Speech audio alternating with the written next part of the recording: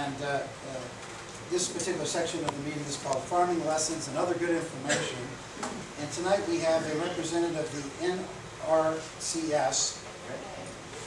Yes, Renee Gansky-Cerizo. Thank you very much. Is going to talk to us about funds that are available for farming. Renee?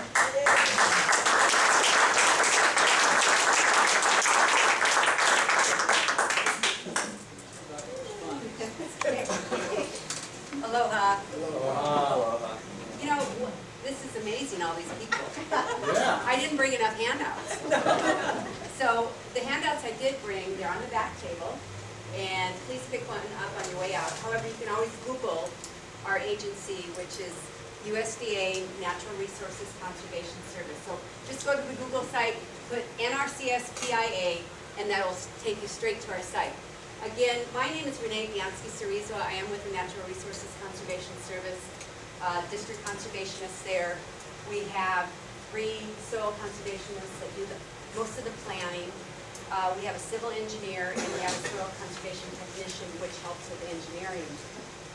The main mission of this particular agency is to help people help the land.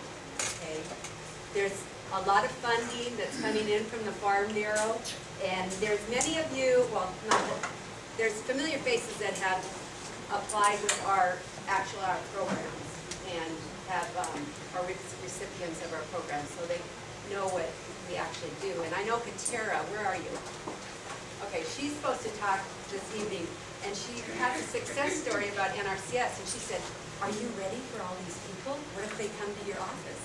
Because I know, we can't really handle all of you right now. So what I suggest, if anybody's interested in starting work with us, we would start working with you at a level where it would be conservation technical assistance on your property to see what type of resource concerns that you may have.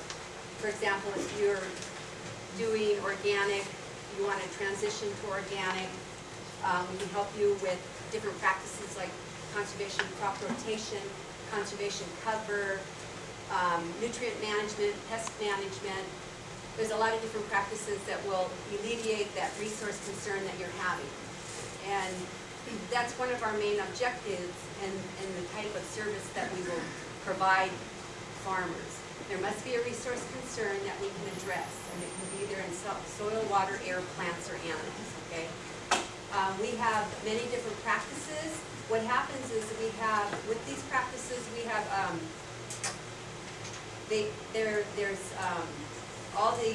there's standards and specifications where that individual has to follow. And then we certify that particular practice. Say, for example, if you had a cover crop and you wanted to plant sunhemp, okay? You plant it at our standards and specs.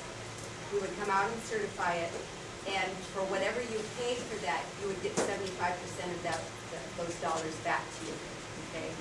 We also do structural practices. Maybe you need some diversions or terraces to take the water off the field and divert it somewhere else, not on somebody else's property, of course. If you don't have a outlet of anywhere, we really can't help you in that scenario. But if there is a particular outlet that we can outlet the water from the diversion through a grass waterway or through a terrace into an area where it can be holding maybe a small sediment basin, possibly, okay?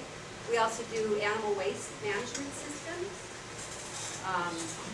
So there's a lot of different types of practices that we can help you with. And this little pamphlet is very good because it talks about all the different programs that we offer. For example, most of you here are doing farming, so that would fall under a program called the Environmental Quality Incentive Program, okay, which addresses soil, water, air, plants, and animals.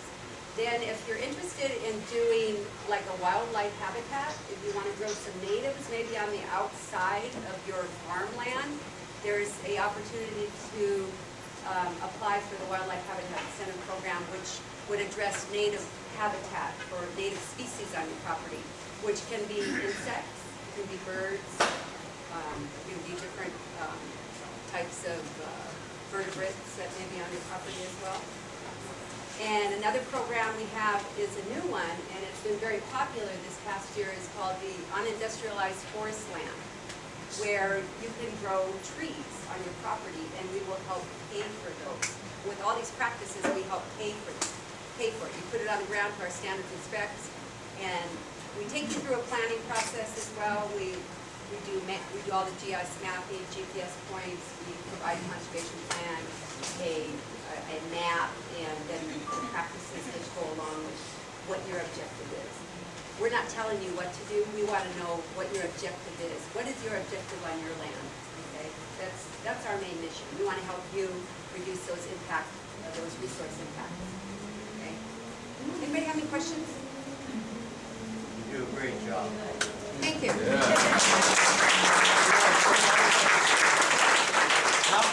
How can we as a organization lobby the feds to get you guys more evaluators, so you're not, if everybody here applied, you would be able to handle it? Because my understanding is you guys got choke money, but you don't have enough evaluators, so it gets kind of bottlenecked. So how can we, lobby or whatever to change that?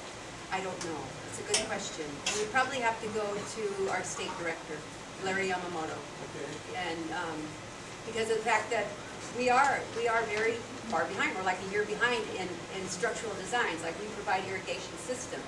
Right now, what we're trying to persuade some of the people that we work with, if you don't want to wait that long, most people don't, that you hire your engineer, will certify it, but you also get reimbursed at 75% for your main line, your laterals, and whatever sprinklers you're using, like micro sprinklers or overhead rainbird sprinklers. Just depends on what you're doing.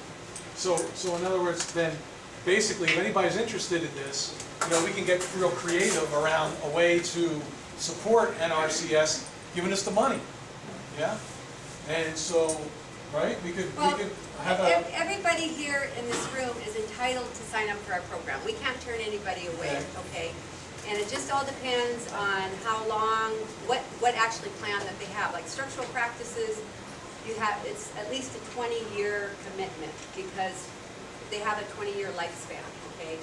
And another example for that is that if you were to come in and see us, you would have to provide a deed, okay, if you own the property. If you're leasing the property, you'd have to provide a lease for the length of that contract. And another agency that you would get involved with is the Farm Service Agency, which is right next door to us, and they take care of all of the eligibility paperwork in regards to, what you're farming. Is every practice a 20-year commitment, or do you have some 10 years? Well, The question is every practice a 20-year commitment? There's other time. There's structural practices that are like a 20-year lifespan. Say, for example, you want to do some fencing or some irrigation system, that's 10-year. Just depends on the practice, and it's basically structural. The other agronomic practices are the length of the contract. So if you came in and you wanted to do a 3-year contract, or you do a 5-year contract, depends on what practices that are going to suit your needs for your resource concern, that can be put in the conservation plan. Is this considered stimulus money, or is this considered programs that you guys have running all the time? No, this is just considered programs that we have Through from the Farm Bill? our national headquarters through the Farm Bill. Yeah. So there could be possible, any other question back there?